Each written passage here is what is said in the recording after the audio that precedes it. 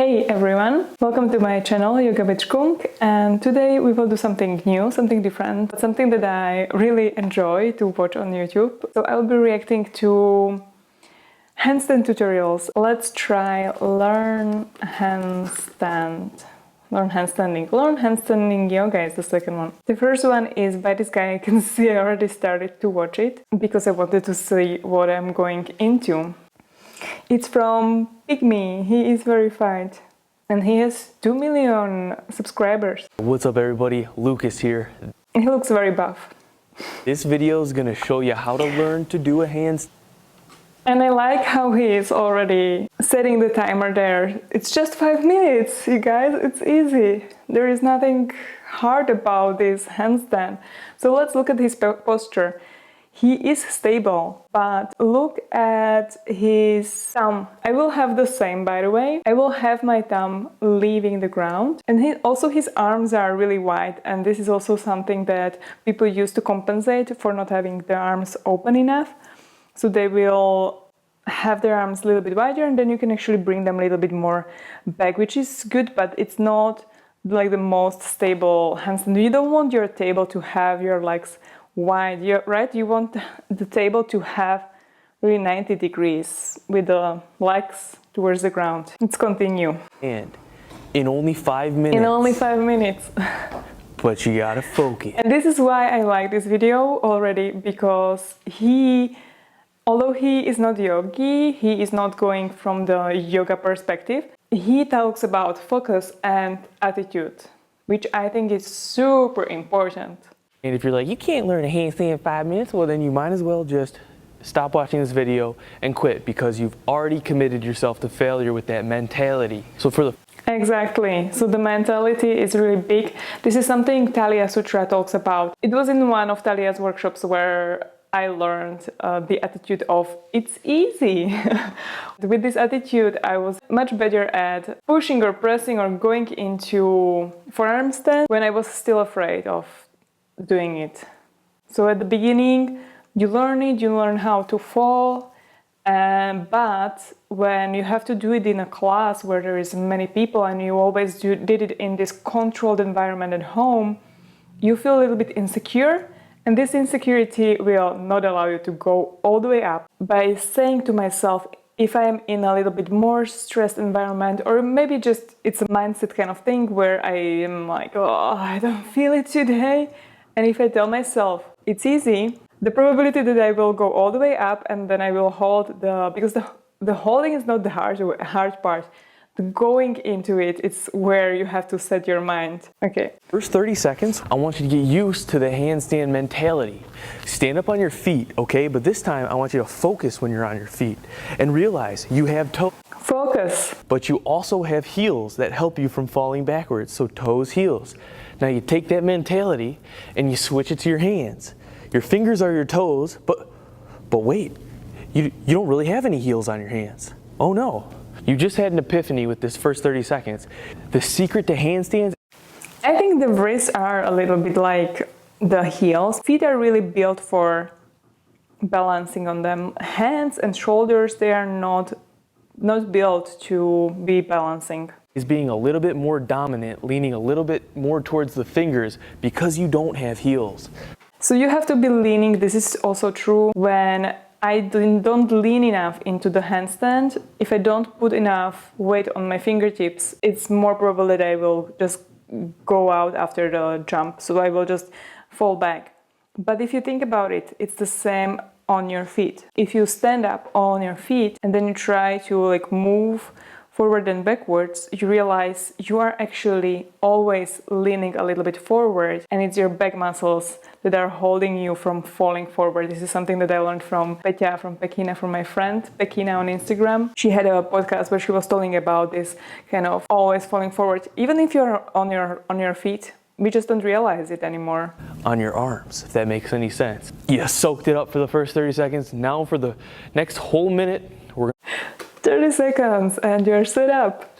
Start doing some exercises. So for the next whole minute, what you're gonna do is get up like this, and you're gonna choose one foot, and you're gonna kick off one foot, but always keep one foot pointed down, like this. See how I never bring the other foot up? This is also something I like to teach. One leg stays at your chest. I like to bend the lower leg, so the knee stays at your chest all the time, so you don't go too much up, because if you kick up with both legs up, you will be caught in this moment where your whole weight starts to like tipping over. So you want to keep that one leg always there ready to catch you back and also to bring you back. Always keep it pointed down. And what I want you to do is push with your fingers, push back with your fingers, getting that strength. 30 seconds one way, 30 seconds the other way. Mix it up. Whoa. Just keep the feet like... He's not very good at keeping that leg actually back. The other leg goes back, and what he doesn't talk about is of course flexibility. So he doesn't have very good splits, and if you get really good at standing splits, you will be much better at keeping that one leg at your chest while raising the other leg up. All right, so for the next 30 seconds, what I want you to do, front roll. Why the heck are we learning a front roll? I want to learn a handstand. I want to learn it now. Well, you want to learn the front roll so you can understand what it's like to overshoot it, and then you have to learn how to fall. Without that, you will never be able to balance on your hands, because you will be always afraid of falling and hurting yourself, which some people, by the way, do hurt themselves when they try handstands. So it's not so straightforward. I did it through like the backbending way, so I fall still in a backbend. Some people will tell you that's a big no-no, you should never learn that, and you should not try to go through the backbending, kind of going into a wheel pose. I do it like that. I'm not hurting myself. It's true I had some tougher falls where I like hurt my back, but I learned from it. I'm using mat, which is cushioning it a little bit. You can use a pillow underneath, behind you, but the best thing if you're trying to learn to fall and you're really afraid is to have someone to spot you. This is how I learned to fall into the wheel, and I'm really looking forward to see how he's going to roll through without a mat, because for that you need really a lot of arm strength to slow that fall down. And then the rounding, so there is a lot of body awareness, because you need to round your spine to be nice at that, like, falling down and rolling from it. and roll out of it. So front roll, go like this, hands down, kick up, boom, and you go from shoulder to butt, all right? So kick up. Notice how much is he rounding the spine. So you have to be able to like tuck your chin in, which he's not saying, but it's implied when you are actually trying to like roll from it. And then he like rolls with a spine really rounded on a hard floor, which is impressive. I wouldn't attempt that with a kick up. Shoulder to butt. So 30 seconds front roll. For the next 45 seconds, what we're gonna do is we're gonna do something top secret. This is why you can learn it in 5 minutes. You want— Oh, there is a secret part of this video. Picture a square on the ground. You want to put one hand in the lower corner of the square and one hand in the upper corner of the square like this.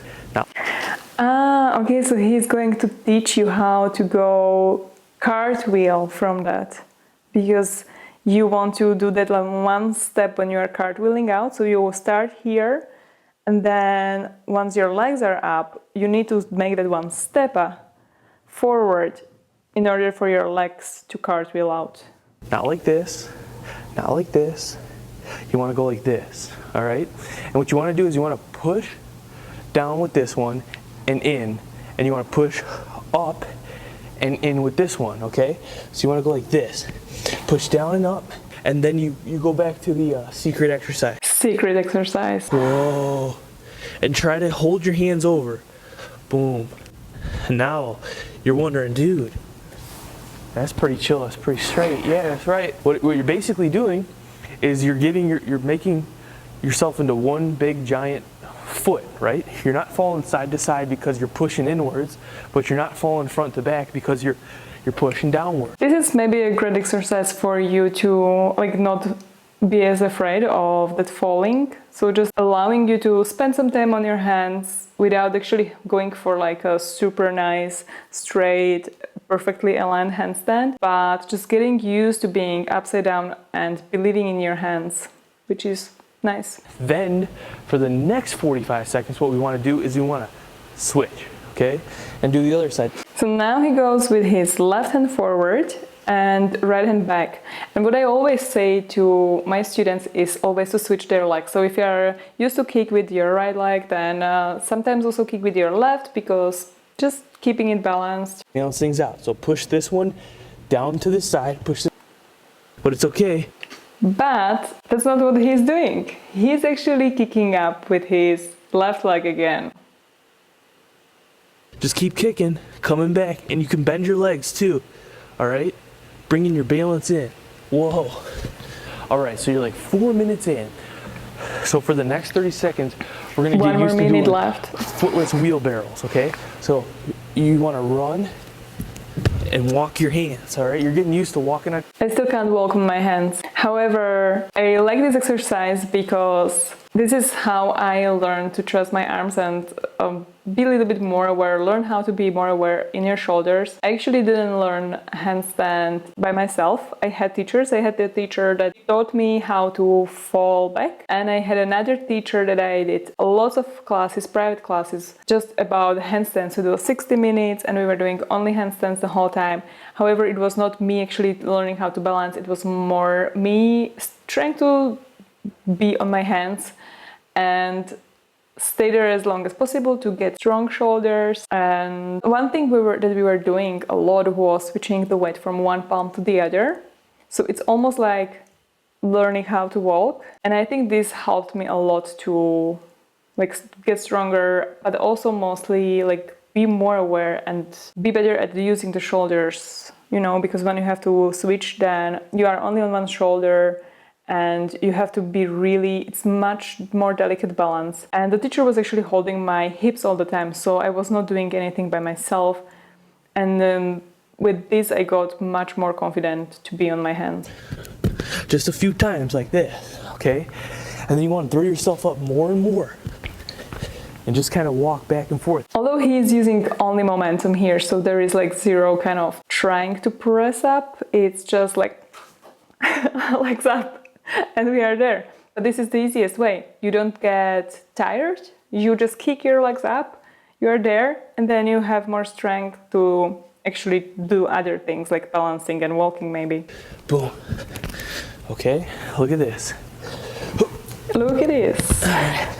Time's up, son. Final 30 seconds. You're gonna work on committing. You're gonna try not to walk too much like those walking wheelbarrows, all right? But if you need to, you can walk, okay? So throw yourself up. So he taught you how to make that one step because he got you to use to walk on your hands.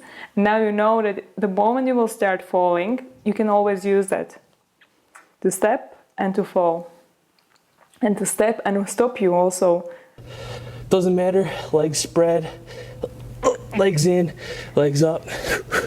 Remember though, if I felt that press, like the moment your hips start to feel too heavy and to fall back, then you have to use all the strength available. So that was the little when he tried to hold it. Start falling forward, use your fingers to push yourself back. You start falling backwards, then you want to pop your butt forward because you don't have any heels. So easy. If you start falling one direction, use your fingers, the other direction, use your hips. It's like...